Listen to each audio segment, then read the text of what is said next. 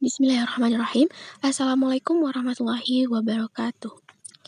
Kembali lagi bersama saya, Nilam Cahya Mutiara Suranda dengan nomor induk mahasiswa 20720009. Pada kesempatan kali ini, saya akan melanjutkan kembali sebuah video pembelajaran dalam mata kuliah evaluasi proses dan hasil belajar dengan materi baru yang akan kita bahas pada hari ini, yaitu analisis kualitatif dan kuantitatif daripada butir soal. Nah, pada PPT ini saya telah merangkum beberapa poin-poin penting yang sekiranya perlu kita perhatikan dalam menganalisis butir soal secara kualitatif maupun kuantitatif. Baiklah, yang pertama kita akan membahas mengenai analisis butir soal secara kualitatif. Oke, yang pertama ada aspek dalam analisis butir soal kualitatif. Analisis butir soal secara kualitatif itu dilaksanakan berdasarkan kaidah penulisan soal, di mana ada bentuk soal tes tertulis, perbuatan, dan sikap. Analisis dilakukan sebelum soal ini diujikan. Nah, adapun aspek yang perlu diperhatikan yaitu di mana setiap soal itu ditelaah dari segi materi, konstruksi, bahasa atau budaya, dan yang terakhir itu berdasarkan kunci jawaban atau pedoman penskorannya. Kemudian selanjutnya ada teknik analisis secara kualitatif, di mana di sini terbagi atas dua teknik, yaitu teknik moderator dan teknik panel. Pada teknik moderator, itu menggunakan teknik diskusi, sehingga butir soal didiskusikan secara bersama ahli seperti guru. Kemudian, butir soal dilihat berdasarkan kaidah penulisannya, kemudian dipersilahkan mengomentari, kemudian memperbaiki berdasarkan ilmu yang dimilikinya. Dan yang terakhir itu komentar atau masukan dari peserta diskusi dicatat oleh penulis. Nah, ternyata teknik moderator ini memiliki kelemahan di mana memerlukan waktu yang lama untuk mendiskusikan setiap satu butir soal.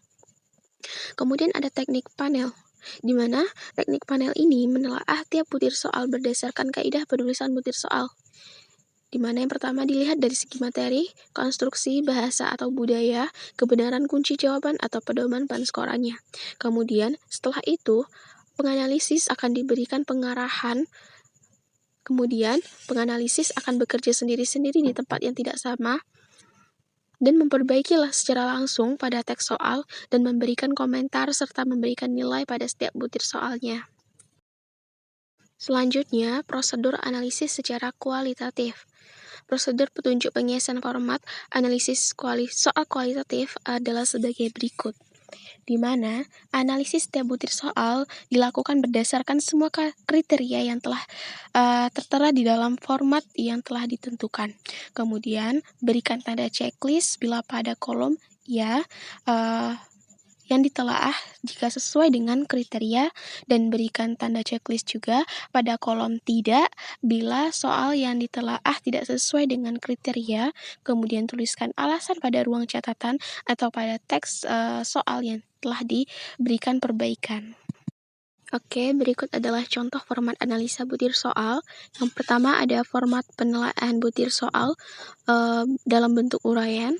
Sesuai dengan prosedurnya tadi, kita dapat menuliskan checklist pada kolom-kolom yang sekiranya telah sesuai dengan kriteria daripada teknik penskoran daripada analisa butir soal secara kualitatif ini.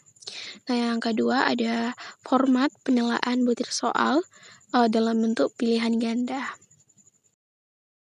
Masuk pada pembahasan kedua, yaitu analisis butir soal secara kuantitatif.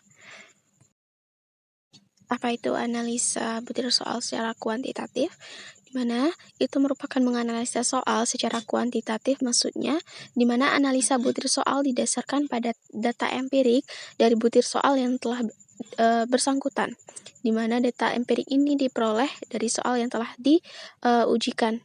Itu artinya ini adalah kebalikan daripada teknik analisa daripada butir soal kualitatif.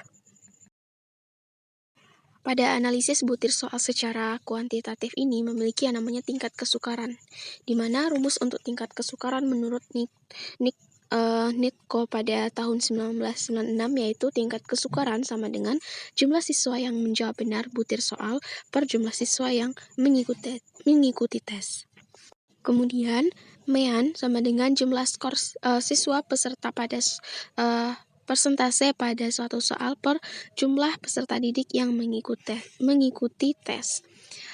Nah, hingga akhirnya adapun rumus tingkat kesulitan di mana MEAN sama dengan skor maksimum yang ditetapkan pada satu butir soal. Oke, setelah kita mengetahui nanti hasil daripada tingkat kesukaran suatu butir soal, maka kita dapat mengklasifikasikan tingkat kesukaran soal tersebut, di mana hasil perhitungan dengan menggunakan rumus di atas menggambarkan tingkat kesukaran suatu soal itu, di mana adapun kriteria klasifikasinya dimulai dari 0,00 sampai 0,30, di mana soal tergolong sukar, kemudian 0,31 sampai 0,70, di mana soal tergolong sedang, kemudian ada 0,71 sampai 1,00, soal itu tergolong mudah. Kesukaran butir soal ini memiliki kegunaan sebagai pedoman bagi guru dan kegunaan bagi pengujian dan pengajaran. Selanjutnya ada daya pembeda. Daya pembeda ini di mana untuk meningkatkan mutu setiap butir soal melalui data empiriknya berdasarkan indeks data pembeda, setiap butir soal dapat diketahui apakah butir soal itu baik, kemudian direvisi atau ditolak.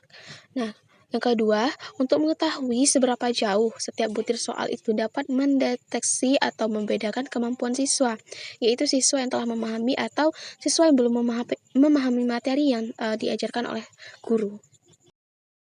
Oke, selanjutnya yaitu indeks diskriminasi daya pembeda, di mana ini menunjukkan keefektifan soal itu dalam membedakan antara pengikut ujian yang pandai dan yang tidak pandai. Maksudnya di sini kita akan mengetahui seberapa jauh pengetahuan daripada siswa tersebut mengenai soal yang telah kita berikan. Nah, adapun indeksnya itu dimulai dari 0,0 dengan kriteria sangat buruk sampai 1,00 dengan kriteria sangat baik. Oke, selanjutnya penyebaran distribusi jawaban, di mana penyebaran pilihan jawaban dijadikan dasar dalam penilaian soal, di mana hal ini dimaksudkan untuk mengetahui apakah soal tersebut berfungsi atau tidaknya yang jawaban yang tersedia. Suatu pilihan jawaban atau pengecoh dapat dikatakan berfungsi apabila pengecoh tersebut memiliki kriteria sebagai berikut. Yang mana pertama, paling tidak itu dipilih oleh 5% peserta tes atau siswa. Kemudian, lebih banyak dipilih oleh kelompok siswa yang belum paham daripada materi. Nah, sehingga pengecoh ini juga diperlukan dalam sebuah butir soal untuk mengetahui seberapa jauh pemahaman siswa tersebut. Oke, jadi kesimpulan daripada analisis butir soal secara kuantitatif ini, kuantitatif dan kualitatif, itu kita dapat tahu seberapa jauh pemahaman siswa dalam mengerjakan soal begitu. Baik itu, kemudian kita juga tahu nih bagaimana teknik penskoran daripada tiap butir soal, baik itu sebelum dilaksanakannya ujian maupun setelah dilaksanakannya ujian. Wah, kita telah berada pada slide akhir PPT. Oke, karena kita telah selesai membahas mengenai materi analisis kualitatif dan kuantitatif butir soal pada hari ini, maka saya juga pamit undur diri. Kemudian saya sebelumnya meminta maaf kepada para audiens jika ketika dalam menyampaikan materi ada materi yang sekiranya keliru atau tidak benar, maka saya mohon maaf. Saya akhiri. Wassalamualaikum warahmatullahi wabarakatuh. Terima kasih.